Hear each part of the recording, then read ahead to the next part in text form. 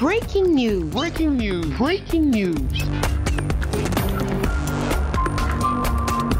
Côte d'Ivoire. Le vice-président de la République de Côte d'Ivoire, M. Tiemoko Meïlel Koné, a présidé les travaux de la 9e session ordinaire du Conseil national de lutte contre le sida. Merci de rester sur CNN.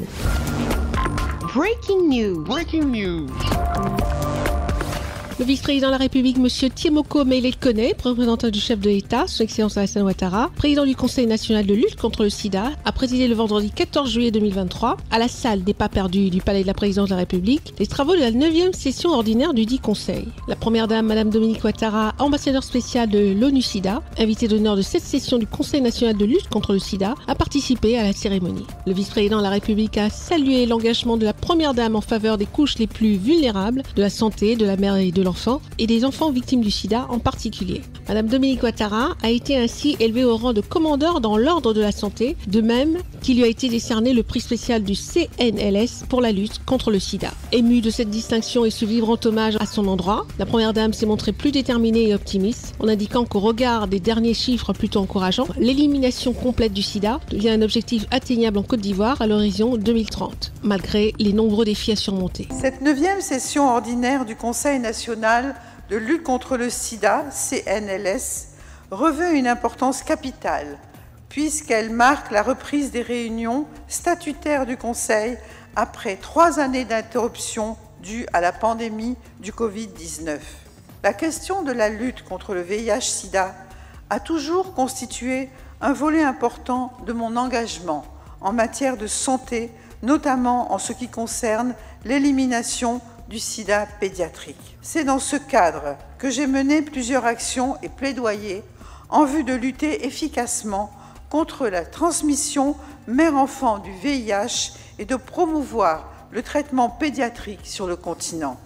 À tous, j'exprime ma gratitude et j'émets le vœu que la conjugaison de nos efforts aboutisse à la fin du VIH-Sida en Côte d'Ivoire à l'horizon 2030. Je vous remercie.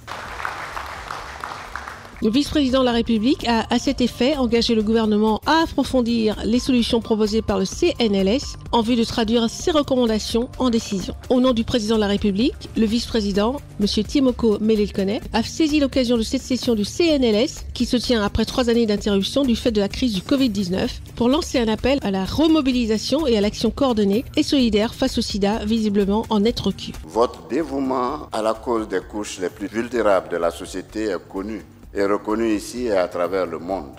Votre engagement, votre empathie et votre générosité envers les enfants vulnérables du VIH-Sida et plus généralement au bénéfice de la santé de la mère et de l'enfant méritent notre admiration et toute notre reconnaissance. La tenue ce jour de la 9e édition de ce Conseil est l'occasion pour nous, et au nom du président de la République, de lancer un appel à la remobilisation ainsi qu'à l'action coordonnée et solidaire.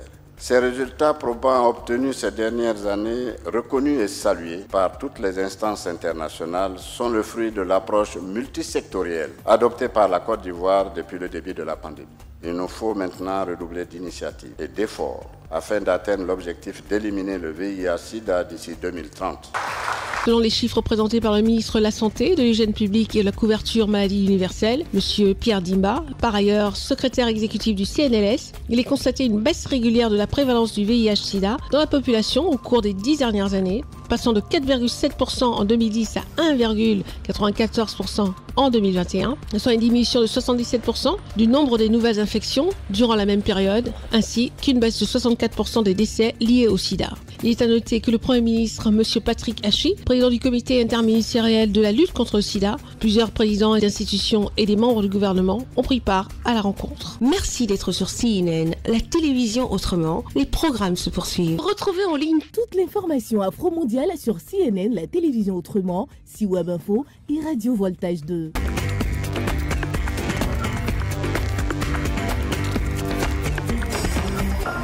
Breaking news. Breaking news. Sur CNN.